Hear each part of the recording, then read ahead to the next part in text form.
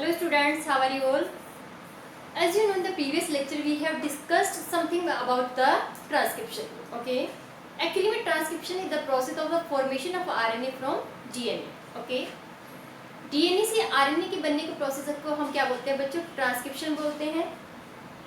अब RNA की type कितनी है? 3 टाइप्स के RNA हैं, tRNA, ribosomal RNA and messenger RNA। Okay, जो एंजाइम यहाँ पे यूज होता है ना उसे बोलते हैं RNA पॉलीमरेज। ओके, यदि हम प्रोकैरियोट्स की बात करते हैं तो RNA polymerase first is used for the formation of all the 3 RNA means tRNA, ribosomal RNA and messenger RNA। Okay, यदि हम यूकैरियोट की बात करते हैं तो यूकैरियोट में क्या होगा कि डिफरेंट टाइप की RNA की फॉर्मेशन के लिए हम डिफरेंट टाइप की RNA पॉलीमरेज का यूज करते हैं। ठीक है, तो RNA पॉलीमरेज फर्स्ट का हम यूज कहाँ पे करते हैं बच्चों? फर्स्ट यूज करते हैं for the formation of ribosomal RNA। ठीक है, जो RNA पॉलीमरेज फर्स्ट है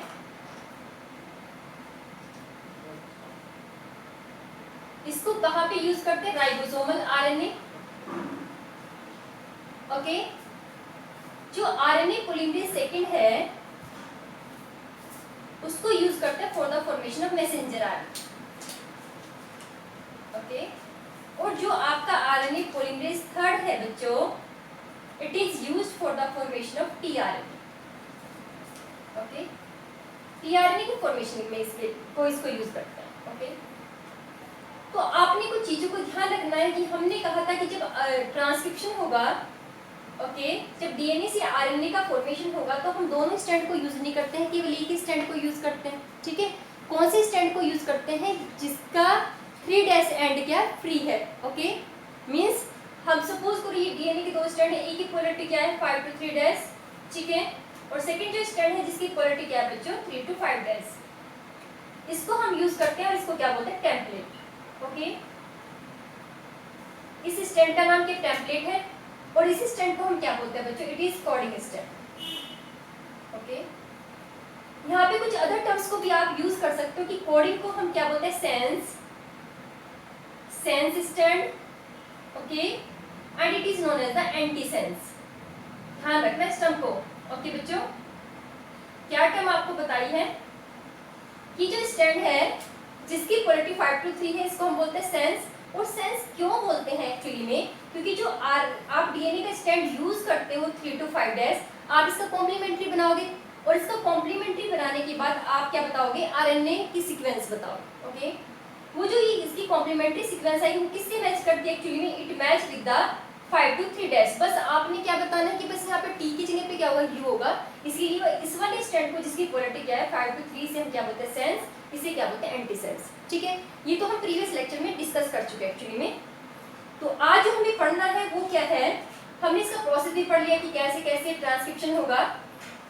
ठीक है, यूकैरियोटिक और प्रोकैरियोटिक ट्रांसक्रिप्शन में डिफरेंस भी हमने पढ़ लिए हैं। ठीक है, दोनों स्टैंड को क्यों नहीं यूज करते हैं ये भी हम ऑलरेडी डिस्कस कर चुके हैं। ठीक है, और जिस भी डीएनए की पार्ट का मतलब जिस भी जीन का क्या होना है बच्चों? ट्रांसक्रिप्शन होना है तो उसके पास कुछ सीक्वेंस का प्रेजेंट होना जरूरी है। ठीक है, जिन्हें हम क्या बोलते हैं? प्रमोटर, ठीक है, टर्मिनेटर और क्या है? Structure gene.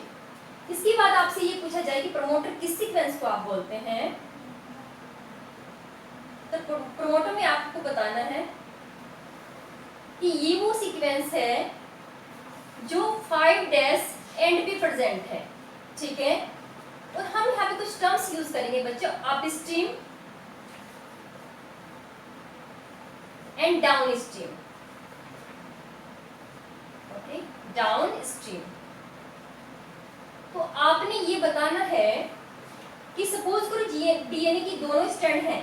ओके बच्चों, ये 2 स्टैंड है, इस एक की पोलैरिटी क्या है 3 to 5' और हमारे दूसरी स्टैंड की पोलैरिटी क्या है 5' to 3'। ओके, तो आपने ये बताना है कि प्रमोटर क्या होगा।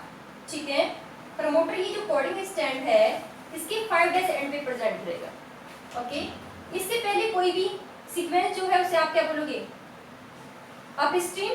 ठीक है, और यहाँ पे स्ट्रक्चर जीन के पीछे जो भी सीक्वेंस है उसे आप क्या बोलते हैं? डाउनस्ट्रीम। ओके, प्रमोटर से पहले वाली सीक्वेंस का नाम क्या? अपस्ट्रीम, और इससे नीचे वाली इससे पीछे वाली सारी सीक्वेंस को हम क्या बोलते हैं? डाउनस्ट्रीम। ओके, तो डाउनस्ट्रीम क्या प्रेजेंट है यहाँ पे? यहाँ पे टर्मिनेटर है और अपस्ट्रीम क्या है बच्चों? प्रमोटर।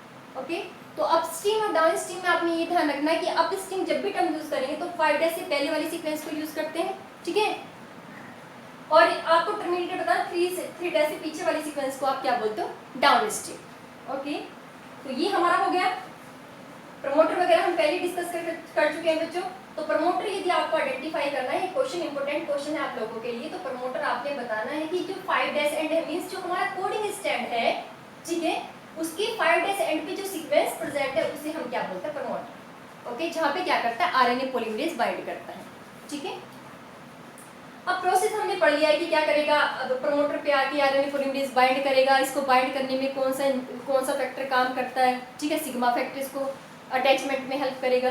स्ट्रक्चर जीन से क्या बन जाएगा, यहाँ से आरएनए बन जाएगा। ओके, आरएनए बनने के बाद जो टर्मिनेटर है, ठीक है, टर्मिनेटर वो सीक्वेंस है जो इसको रिलीज करने में हेल्प करती है। तो एक फैक्टर जिसको हेल्प करता है, जो इसकी स्पेसिफिसिटी को इंक्रीज करता है, उसे हम क्या बोलते हैं, रो फैक्टर, ठीक है। तो हमने पढ़ा था प्रीवियस लेक्चर में कि जो ट्रांसक्रिप्शन है प्रोकैरियोटिक सेल में,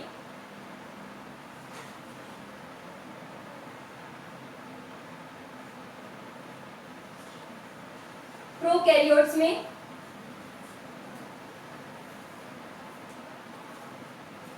और यूकैरियोट्स में कुछ डिफरेंसेस हैं। ओके बच्चों,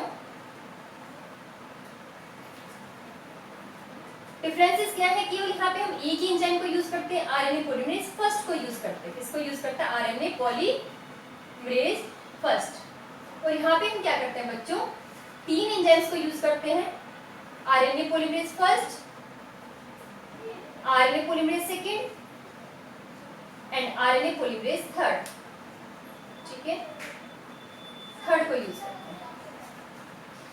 अब यहाँ पे बताना है कि ट्रांसक्रिप्शन होने के बाद, आफ्टर ट्रांसक्रिप्शन, सपोज कोई ये प्रोकैरियोटिक सेल है आपकी बच्चों, ओके, और यहाँ पे इसका न्यूक्लियोइड रीजन है, तो जैसे इसका ट्रांसक्रिप्शन होगा साथ साथ में क्या स्टार्ट हो जाएगा, ट्रांसलेशन भी साथ साथ में स्टार्ट हो जाएगा। मींस ट्रांसक्रिप्शन और ट्रांसलेशन दोनों एक साथ साथ होंगे, ठीक है। ट्रांसक्रिप्शन एंड ट्रांसलेशन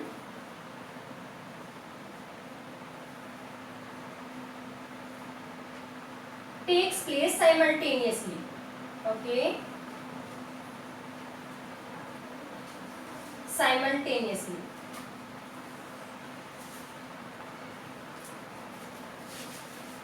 जबकि जब यूकैरियोटिक सेल की बात करते हैं बच्चों, तो यूकैरियोटिक सेल में क्या होगा कि ट्रांसक्रिप्शन होगा कहाँ पे, न्यूक्लियस में, ओके, ट्रांसक्रिप्शन न्यूक्लियस में होगा, ओके, यहाँ पे ट्रांसक्रिप्शन होगा। और ट्रांसक्रिप्शन होने के बाद ये जो आपका मैसेंजर आरएनए बना है या फिर जो आरएनए बना है, इसमें क्या होगा बच्चों, कैपिंग होगी, टेलिंग होगी। और कैपिंग और टेलिंग होने के बाद जो भी इसमें नॉन ऐसी सीक्वेंस है, नॉन फंक्शनल सीक्वेंस, वो यहाँ से क्या होगी, रिमूव होगी, ठीक है। मीन्स इसमें कुछ एक्स्ट्रा स्टेप भी है जो इसको मैच्योरेशन में पार्टिसिपेट करते हैं बच्चों, उसे बोलेंगे कैपिंग। कैपिंग यहाँ पे होगी, टेलिंग यहाँ पे होती है, और क्या होती है बच्चों, स्प्लाइसिंग। ओके, ये सारी चीजें होने के बाद मैसेंजर आरएनए कहाँ पे आएगा, साइटोप्लाज्म में, और उसके बाद उसका क्या होगा, ट्रांसलेशन। मींस जो साइट है ट्रांसलेशन की और ट्रांसक्रिप्शन की वो क्या है, डिफरेंट। ओके बच्चों, इसके बाद आपने ये बताना है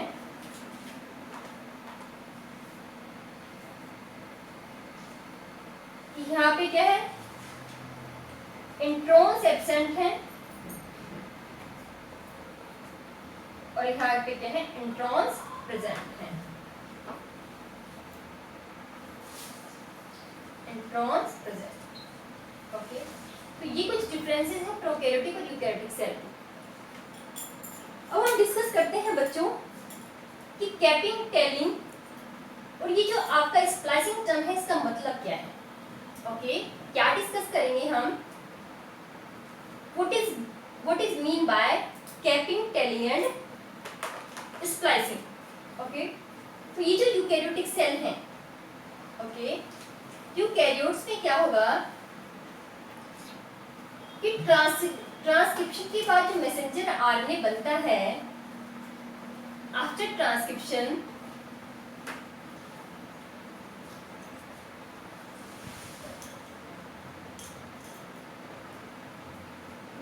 RNA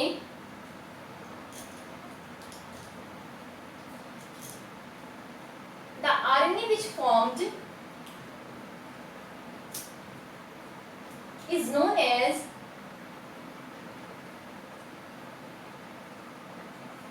HNRNA. क्या बोलते हैं इसको? HNRNA. HNRNA की फुल फॉर्म क्या है बच्चों? Heterogeneous nuclear RNA. Heterogeneous nuclear RNA. Why this RNA is known as? तो आपने ये बताना है कि जो मैसेंजर RNA है अभी, इसके पास कोडिंग और नॉन कोडिंग दोनों टाइप की सीक्वेंस प्रेजेंट है. ठीक है? The RNA which has both exon and intron. Exon and intron. ठीक है? जिसके पास एक्सोन और इंट्रॉन्स दोनों हैं, ऐसी आरएनए को आप क्या बोलते हो? Is known as HNRNA. समझ में आई बात? तो आपने क्या बताना है कि उस आरएनए को हम HNRNA बोलेंगे जिसके पास एक्सोन और इंट्रॉन दोनों तरह की सीक्वेंस है. ठीक है? इसको बोलते हैं कोडिंग सीक्वेंस. अब ये कोडिंग टर्म क्यों यूज करते हैं? Coding sequence, okay. और इसको बोलते हैं non coding sequence. Coding sequence, okay बच्चों. ये कोडिंग सीक्वेंस है और ये सीक्वेंस कैसी है? Non coding. अब वो प्रोसेस जिसकी हेल्प से आप क्या करते हो? इंट्रॉन्स को रिमूव करोगे. ठीक है? और जितने भी एक्सोन्स बचे हैं उनको आपस में क्या करोगे? लाइगेट करोगे, उन्हें आपस में अटैच कराओगे. तो उस प्रोसेस को हम क्या बोलते हैं बच्चों? स्प्लाइसिंग. ठीक है? तो आपने ये बताना है कि स्प्लाइसिंग इज दैट प्रोसेस. ठीक है? स्प्लाइसिंग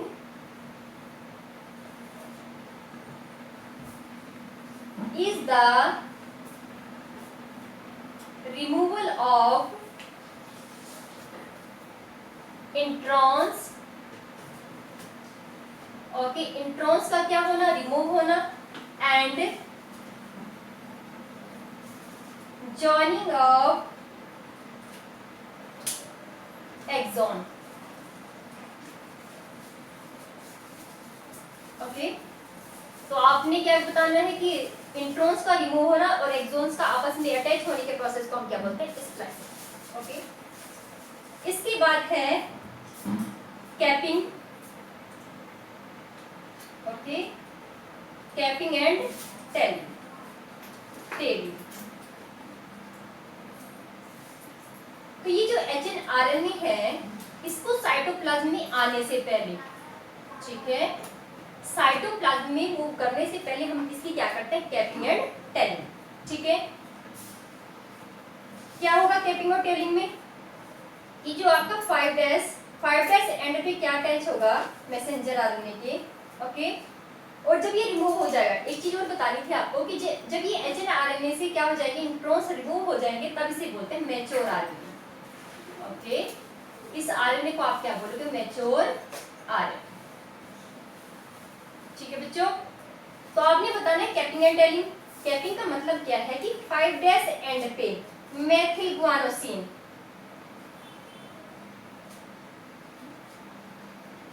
गुआनोसिन के अटैच होने के प्रोसेस को हम क्या बोलते हैं? कैपिंग. ठीक है? मींस जो आपका मैसेंजर आरएनए है, HNRNA है, ये HNRNA के 5' एंड पे कैप जुड़ना किसकी? मेथिल गुआनोसिन की, उसे हम क्या बोलते हैं बच्चों? कैपिंग. ठीक है? टेलिंग में क्या होगा? पोली, यहाँ पे टेल लगेगी बच्चों, पोली एडाइलेटेड. ओके, यहाँ पे एडेनिन अटैच हो जाएगा. ओके, तो उसे हम क्या बोलते हैं? टेलिंग. और कितने बेस पेयर्स लगेंगे? 200 to 300 बेस पेयर्स. ओके, समझ आया आप लोगों को कि जो यूकैरियोट्स के केस में जो मैसेंजर आरएनए बनता है, ओके, मैसेंजर आरएनए का मतलब क्या है कि मतलब डीएनए के अंदर जो भी इंफॉर्मेशन प्रेजेंट है उसको प्रोटीन में कन्वर्ट कराने के लिए जो मॉलिक्यूल बनता है, जो मेडिएटर है, उसे हम क्या बोलते हैं? Messenger RNA. ठीक है बच्चों? तो मैसेंजर आरएनए जब बनता है यूकैरियोट के केस में तो उसे हम क्या बोलते हैं, एचएनआरएनए, ठीक है, जो न्यूक्लियस में प्रेजेंट है। तो इसे साइटोप्लाज्म में मूव कराने से पहले क्या होगा, इसको प्रोटेक्ट करते हैं, इसकी हेड को भी प्रोटेक्ट करते हैं, टेल को भी प्रोटेक्ट करते हैं, क्योंकि साइटोप्लाज्म में ये क्या हो सकता है, डिग्रेड हो सकता है। ओके, तो सबसे पहला स्टेप क्या होगा, कैपिंग होगी, टेलिंग होगी, फिर क्या होगा, स्प्लाइसिंग। ठीक है, कैप किसकी लगेगी, मेथिल गुआनोसिन। ओके, इसके बाद टेल लगेगी पॉली एडाइलेटेड, एडेनिन, बहुत सारे एडेनिन अटैच हो जाएंगे। ठीक है, उसके बाद क्या होगा, स्प्लाइसिंग। स्प्लाइसिंग में क्या है कि जो भी नॉन कोडिंग सीक्वेंस है वो कहाँ से रिमूव हो जाएगी, एचएनआरएनए में से रिमूव हो जाएगी, जिसे हम क्या बोलते हैं, स्प्लाइसिंग। समझो जाए इसको एक बार। सपोज करो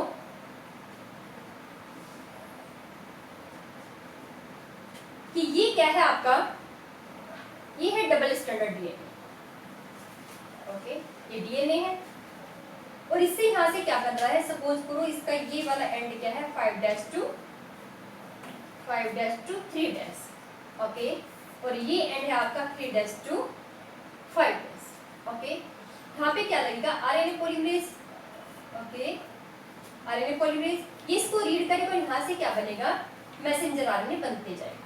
ठीक है, जैसे जैसे ये इसके ऊपर मूव करेगा तो मैसेंजर आरएनए के सीक्वेंस की लेंथ क्या होगी, बढ़ती जाएगी। ओके, अभी जो आरएनए यहाँ से बनेगा बच्चों, इसमें कुछ सीक्वेंस तो कैसी है, नॉन कोडिंग। ओके, यहाँ पे जगह जगह पे क्या प्रेजेंट है, नॉन कोडिंग सीक्वेंस प्रेजेंट है। ठीक है, ये जो नॉन कोडिंग सीक्वेंस है इन्हें हम क्या बोलेंगे, इंट्रॉन्स। ये भी इंट्रॉन्स है, ये भी इंट्रॉन, ये सब क्या है, ये इंट्रॉन बच्चों। ओके, और बीच बीच में क्या प्रेजेंट है, एक्सॉन। तो हम इसे मैच्योर में कन्वर्ट करने से पहले क्या करते हैं कि यहाँ पे कैपिंग लगाते हैं, कैपिंग कर देते हैं। ठीक है, मेथिल गुआनोसिन, और टेलिंग करते हैं। ओके, यहाँ पे काफी सारे क्या अटैच करोगे आप, एक को अटैच करोगे। उसके बाद हमें क्या करना है कि ये जो आपके क्या है, इंट्रॉन्स। ओके, इंट्रॉन्स क्या करेंगे, ऐसे प्रोटीन की हेल्प से और सनक, ठीक है, मेथिल गुआनोसिन और यहाँ पे पॉलीएटीन। ओके, तो ये इंट्रॉन वाली जो सीक्वेंस है ये क्या होगी, यहाँ से रिमूव होगी। ओके, ये जो स्ट्रक्चर बनी है ये बोलते हैं स्प्लाइसोसोम।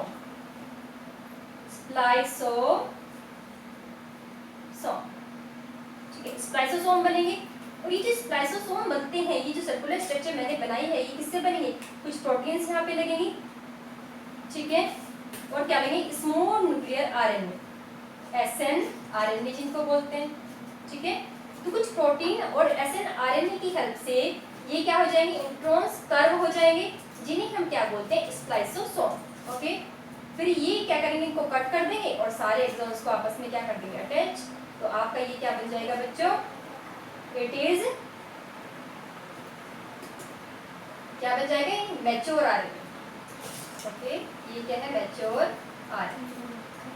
ओके बच्चों, तो आपको समझ आया, क्या बताया हमने, ट्रांसक्रिप्शन हमारा कंप्लीट हो गया। ट्रांसक्रिप्शन में क्या है, डीएनए से आरएनए का बनना होता है बच्चों, और जब बनेगा तो इसमें कौन सा एंजाइम यूज करेंगे, आरएनए पॉलीमरेज यूज करते हैं। अब यहाँ पे प्रोकैरियोट और यूकैरियोट में भी डिफरेंस है, साथ साथ में ये भी डिफरेंस है कि हमें ट्रांसक्रिप्शन में डीएनए के दोनों स्टैंड को एज ए टेम्पलेट यूज नहीं करना है, केवल एक ही स्टैंड को यूज करना है। कौन से स्टैंड को यूज करते हैं, जिसकी पोलैरिटी क्या है, 3 to 5' है। ओके, अब जिस भी डीएनए का, ठीक है, जिस भी जीन का क्या होना है, ट्रांसक्रिप्शन होना है, उसके पास 3 सीक्वेंस का होना जरूरी है, promoter, terminator and the structure gene. Okay बच्चों, इसके बाद हमने यूकैरियोट और प्रोकैरियोट में जो डिफरेंस है ट्रांसक्रिप्शन की, वो भी हमने स्टडी कर ली। ओके बच्चों, इसके बाद ट्रांसक्रिप्शन हो गया, मैसेंजर आरएनए का फॉर्मेशन हो गया। अब हम जरा ये देखते हैं कि जो हम ये बात कर रहे हैं ट्रांसक्रिप्शन की, तो हमने इसमें 3 तरह के आरएनए को डिस्कस किया है, टीआरएनए, ठीक है, messenger RNA and ribosomal RNA. अब इन तीनों की फंक्शन क्या है, तो ये जो राइबोसोमल आरएनए है, ये क्या करता है, राइबोसोम का फॉर्मेशन करता है। किसका करता है बच्चों, राइबोसोम्स का फॉर्मेशन। ओके, जो मैसेंजर आरएनए है ये डीएनए की सीक्वेंस को किसमें कन्वर्ट करते हैं, आरएनए में, जिससे प्रोटीन फॉर्मेशन होगी।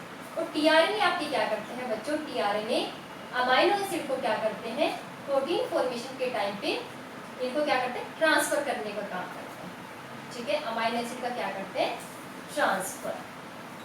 ओके, यदि आपको ये सिंपली समझना है तो आपने एक जरा सिंपली इसको ऐसे समझ सकते हो। सपोज करो ये न्यूक्लियस है, यहाँ पे डीएनए है, डीएनए से ये क्या बन गया आरएनए। इस जैसी साइटोप्लाज्म में आएगा, ओके, तो राइबोसोम्स इसके ऊपर अटैच होंगे, ओके, राइबोसोम्स की जैसे ही अटैच होंगे तो टीआरएनए क्या करता है अमाइनो एसिड को अटैच करके लाएगा और इनके ऊपर क्या करता रहेगा सीक्वेंस के अकॉर्डिंग यहाँ पे इनको छोड़ता रहेगा, ओके। ये अमाइनो एसिड आपस में अटैच हो जाएंगे तो यहाँ से मैसेंजर आरएनए से क्या बन जाएगा बच्चों protein, okay. This is the mechanism. Now we are going to discuss a new topic that is genetic code, ठीक है।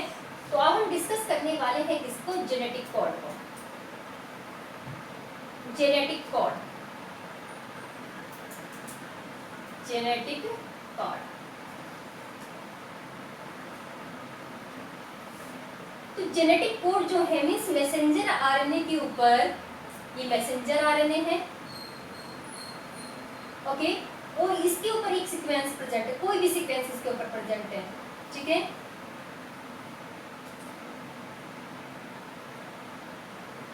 ओके,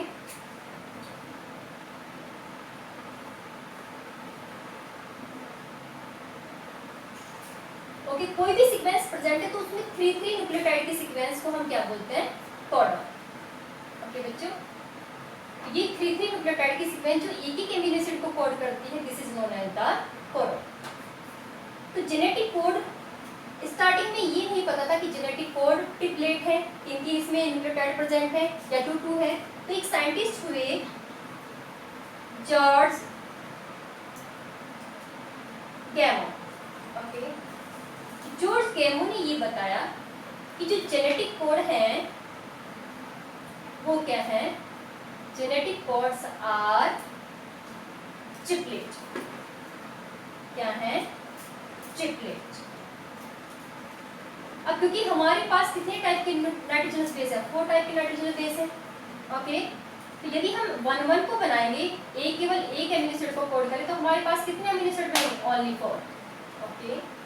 कितने अमीनो एसिड बनेंगे, ओनली 4 अमीनो एसिड। यदि हम 2 का करते हैं फॉर्मेशन, यदि हम 2 न्यूक्लियोटाइड को यूज करें फॉर द फॉर्मेशन ऑफ क्या आपके अमीनो एसिड, देन क्या होगा,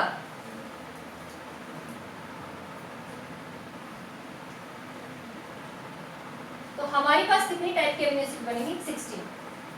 जबकि हमारे पास अमीनो एसिड कितने हैं बच्चों, 20 टाइप के अमीनो एसिड है, ओके। ह्यूमन की बॉडी में कितने टाइप के हैं, 20 टाइप्स के अमीनो एसिड, ओके। मींस यदि हम एक को यूज करते हैं, एक न्यूक्लियोटाइड केवल एक अमीनो एसिड को कोड करें तो कितने अमीनो एसिड बनेंगे, ओनली 4, ओके। यदि हम 2 को यूज करते हैं तो कितने बनते हैं, 16। जबकि हमारी बॉडी में कितने अमीनो एसिड है, 20 टाइप्स के अमीनो एसिड है। तो सबको कोड कराने के लिए गैमो ने बताया कि जो ये जेनेटिक कोड्स है वो क्या है, ट्रिपलेट्स हैं, ओके। क्या है, ट्रिपलेट, 3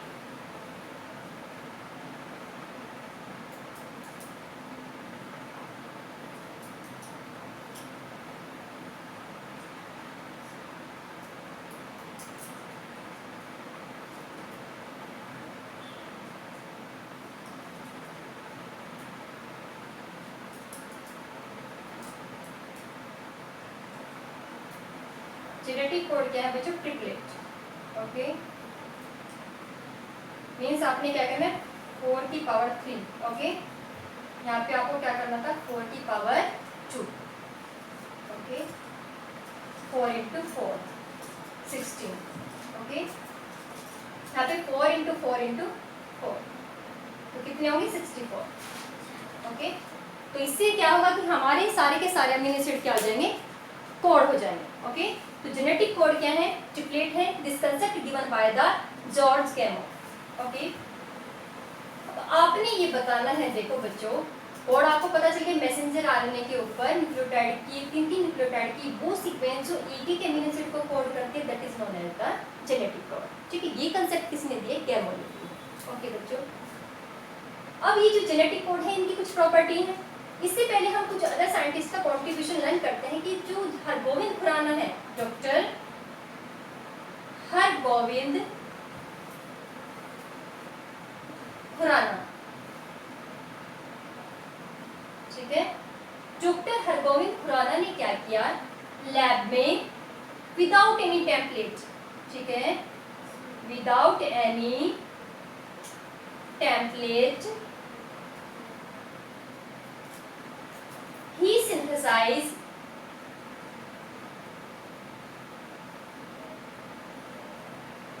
आरएनए।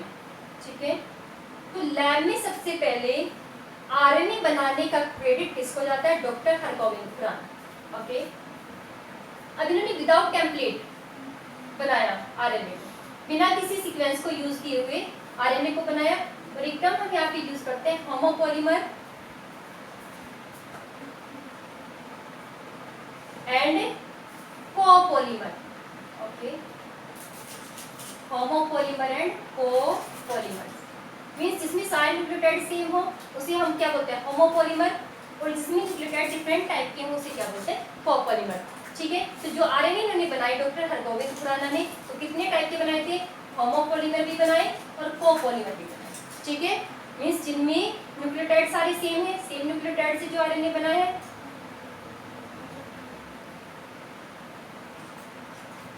और जो किससे बना है उसे क्या बोलते हैं? होमोपॉलीमर। जो डिफरेंट से बना है, डिफरेंट न्यूक्लियोटाइड से जो बना है, that is known as the copolymer. Then जो other contribution that is नाइरेनबर्ग।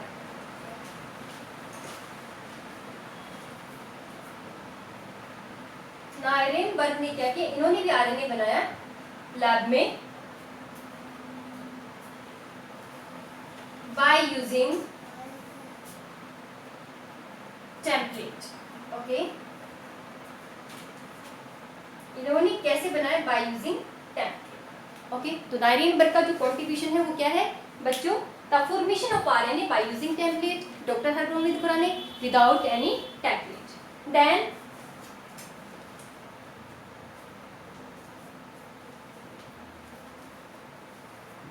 Severo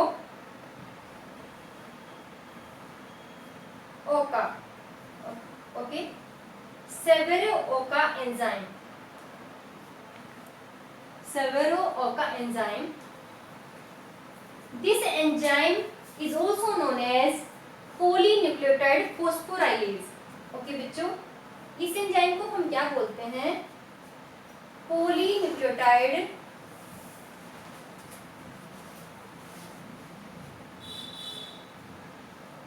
phosphorylase.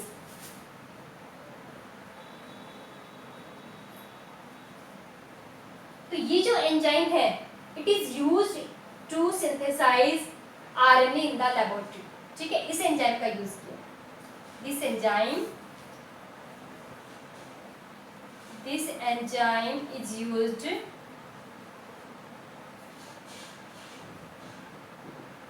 To polymerase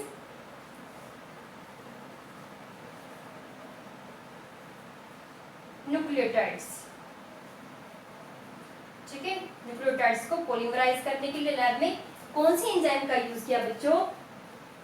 polynucleotide phosphorylase, जिसको क्या बोलते हैं? Severo Ochoa. ओके, तो अभी हमने क्या बताया आपको? जेनेटिक कोड, गैमोनिएटम दी है, कंट्रीब्यूशन बता दिया हमने साइंटिस्ट का। तो जितने भी जेनेटिक कोड है वो क्या ट्रिपलेट है। ओके, तो जो नेक्स्ट हमारा लेक्चर होगा वो हम क्या पढ़ेंगे? The properties of the silent feature of the genetic code. Okay बच्चों, थैंक यू।